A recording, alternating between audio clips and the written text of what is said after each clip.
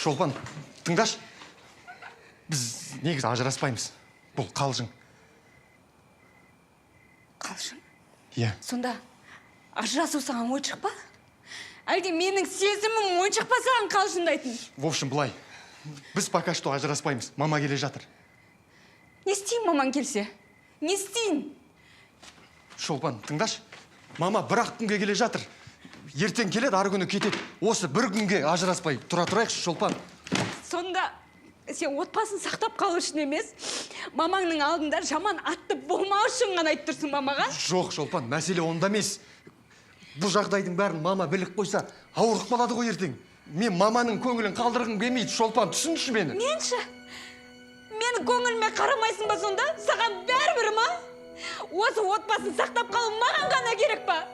Онда түкіргенім бар, түсінің ба? Шолпан, тыңдашы мені. Шаршадым дейді ғой. Мен ол шаршаған. Сені сүйретіп жүруден шаршадым. Бүкіл жауапкершілік менің мойныма артып қоюыңнан шаршадым. Мамаңа да ол Европада оқыған, сол жақтың әйелдер сияқты 40-тан кейін ғана босанады деп маған ысырып қоюыңнан шаршадым. Шолпан, қойшы бол, тыңдашы мені. Бұдан былай өз проблемаңды өзің шеш. Шолпан, тұра тұршы. Шолпан, асықпашы. Тыңдашы мені, Шолпан. Тоқтамай. Шолпан, Тыңдамай. тоқташы деймін. Шолпан, тоқташы. Бері қарашы. Бір-ақ күнге шыдаш, өтінемін. Сенің қасыңда бір күн емес, бір минутта қалғым келмейді.